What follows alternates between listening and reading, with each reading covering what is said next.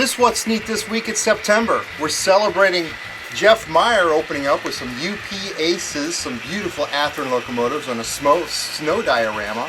And then we've got Michael Budde with some incredible 3D printed vehicles that he has perfected the customization of to make them look really good for auto rack loads.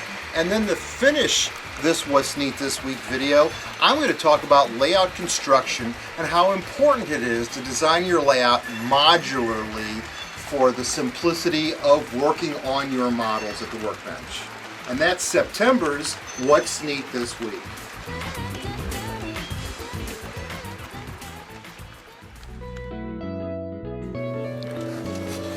What you shooting, Jeff? I was just playing around with snow dioramas and mountains. Just some practice. It's about the third time I've seen you out here with this snow scene now. The last 9 months. How's this snow scene working out for you? It works out okay. Just like I said, not the greatest day to shoot. Nothing. Now this looks like it's just really what surface is on this? What is this? Is this plaster? A little bit of plaster, but actually mostly baking soda. Is it glued down? Yeah, it's cured. So it's glued down baking soda, which creates your snow effect, which actually looks good from all sides. Also static grass. Nice effect.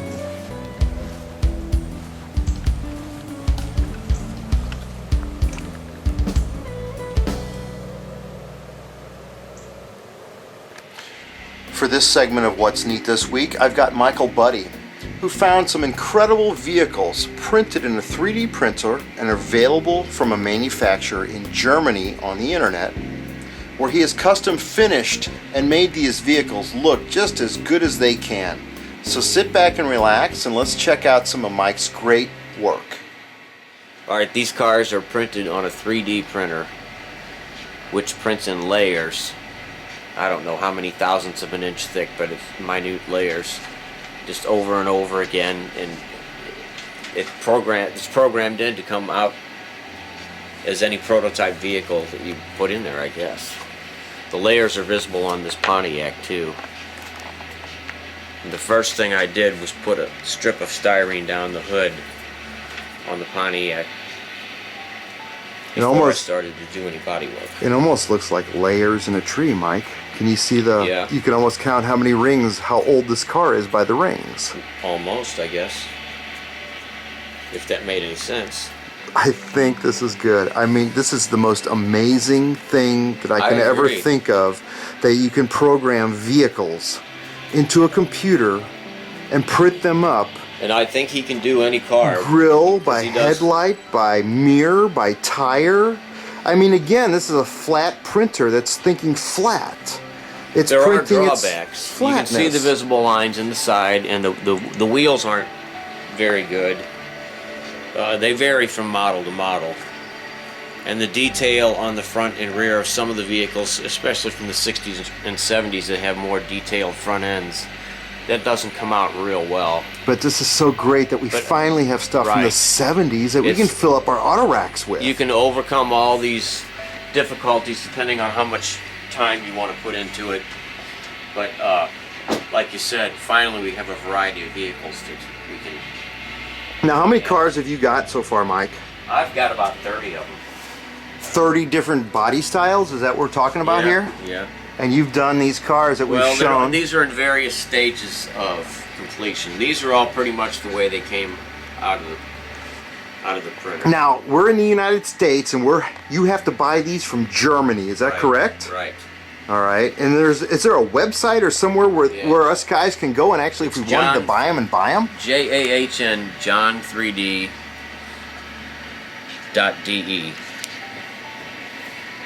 And the guy's name is Jens John. I've talked to him, and we'll repeat that at the end. Like I said, the ones that you're seeing now are pretty much straight out of the printer, but the proportions on them are perfect. Are these hollow? Yes, they are. So these cars are not solid. I can see an air hole right there where it's hollow. Where if you wanted to, you could put headlights and taillights in them? You could. That's a great thought ahead of time.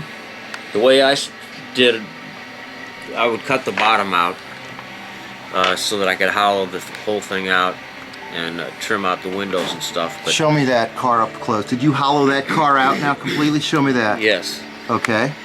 I cut the bottom out with a Dremel tool, and then it's not really that hard. The material's very easy to cut with a knife or file.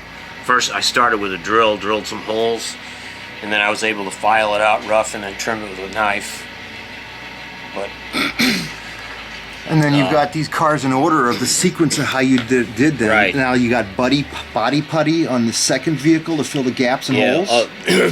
I learned the hard way that you need to do this before you cut the windows out, because the first car I did, I crushed when I was trying to work on the body. But yeah, you put a thin coat of body putty on there and sand it down. And like I said on the Pontiac, I usually start if there's any kind of a peak or a crease on the hood. I'll put a thin piece of styrene there to give you something to work off. Then each one of these panels I would tape off, like on this station wagon here.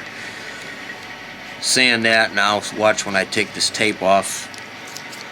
You got a nice sharp clean line there. Now I'll do the same thing on the top of the fenders, and that way I'll have a pretty nice finish on it. Okay, then when you get to this point, you're just about ready to paint. I got the styrene I added to the hood, and then a little bit on the roof there, and then a lot of body putty, a lot of sanding. I took the wheels off of this because I was going to put different wheels on it. As far as the way this can turn out, I've wanted this truck ever since I was a kid, ever since they came out. So anyway, I got several of these. Here's the way the one with the chrome front end would look. So this is a finished truck here, the red one? Right. All right. And then here's another one, a cheaper version with the white front end, and I did the windows with Scotch tape. Are these vehicles the same year, Mike? Yes. Yes, these are all the same year, aren't they? Yeah, so anyway, once you get it smooth. What year are these, Mike? 1966. 1966 pickup trucks. Chevy, printed yeah. out on a computer in Germany. And Right. you brought them back here to the U.S. and perfected them into these photo quality models that are ready to go. Yeah, well, like I said, this is a model I've wanted ever since '66, basically, and somebody finally made it in HO scale, so that's what started me in on all these. But there's such a great variety of cars. Here's another one that's pretty well finished with the windows, bare metal foil. They're just everyday cars that you would see on the streets, which is what I like. They're not all Mustangs and Corvettes, and although you can get that stuff, you can get all the way up to modern cars. The way the cars look right out of the box, they'd be great for a winter scene. If you would just put a little snow on top of them, they'd look perfect because they look like they're covered with ice. So your job is to, if you want to make a nice looking model out of it, is to remove that icy look. How many body styles would you guess that you've got right now from this company in Germany? Probably, I got 30 different vehicles, and they're all different except these trucks. I got multiples of this Chevy truck. So in HO scale, I'll put the website in the credits of this video. It sounds to me like we've got an incredibly cool company that's making products from the 70s and the 60s that we could ordinarily never have for our auto racks. Through the 80s, 90s, and up into the 2000s, you can get modern vehicles as well. My cutoff date is 1980, so that's why I like these 70s and 60s vehicles. But Boy, modern models, they have the new Camaros. They have all new models. This is pretty neat, and they're printed, 3D dimensionally Right. printed, which is just I can't even fathom that, but it's a cool idea and it works. The website, And that's again, is JAHN3D.de. cool, man. Mike, thank you for sharing that with us, and that's another cool thing on What's Neat this week. All right, thanks.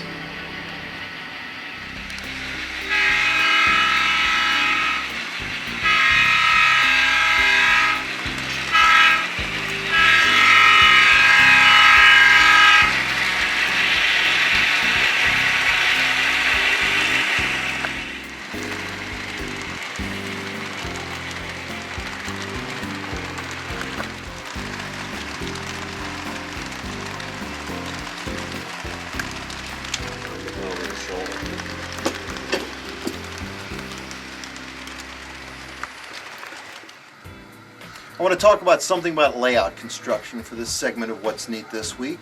And that is, I've got this one number 10 turnout that has caused me a lot of difficulty. I bent it, I ruined it, and I already know that. And then I installed it on my layout. And ever since I've done that, I've had more shorts and more derailments coming into this curve than I can even count. But recently I picked up a new Shinohara turnout to simply replace the old one that I ruined.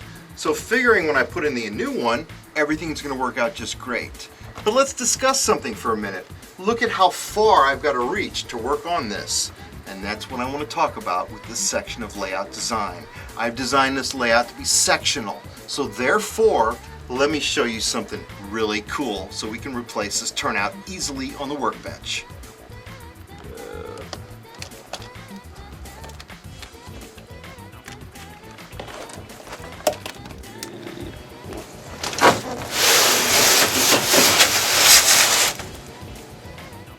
Okay, so what I'd say is the magic of the way I designed my home layout is I designed it modularly. I learned a lot of the modular concept from the Midwest Valley Modelers Railroad Club that I started back in 1989.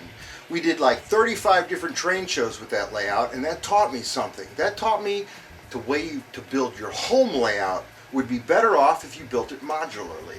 Simply in the fact that now I can simply take this turnout, rip out the old one right here at the workbench, and easily get to any section of the layout that I need to because it is sectional. It can come out. And this is something that I discovered from the club layout. That is, if you design your layout modularly, you can change the seasons. You can make this all winter time, all deciduous, dead, dry, growth, or spring, or any season you want up to the gorgeous colors of fall. That's the magic of being able to design your layout. Not the old-fashioned way of 1x4s and straight up 1x4s and then lay road bed on top of the wood, but no, lay your track directly on top of the foam, design everything with sections of foam stacked up to the topography that you need, and it works. Over time, you're going to discover something called foam shrinkage. There's no doubt in my mind, through my experience now the last 10 years with this layout, that foam does in fact shrink. But because it's modular, I can simply shove the modules just a little closer to each other as time goes by. The rail joiners still match up, and it has not been a problem for me up to this point. So I suggest to you guys something to consider now when you build your layout. You've got the old-fashioned 1x4 stick method of doing it, or you can simply build tabletops and drop your sectional layouts right on top of those tabletops and watch your trains run. It works. I've done it for 10 years, and I seriously suggest it to you guys, folks.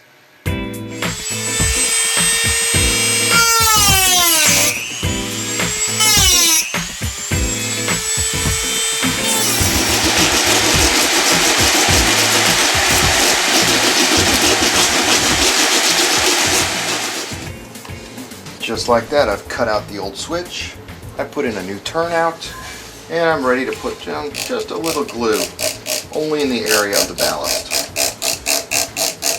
And when this sets up, it should be as good as new, right on top of the foam, no problems with trains running. And we didn't have to hang over the river or any part of the layout to install this. It's very easy done at the workbench, standing up with a straight back. Now that's how I design my train layout. It makes sense. Modular, so it comes apart to help facilitate working on different sections of the layout. I see no better way to do this.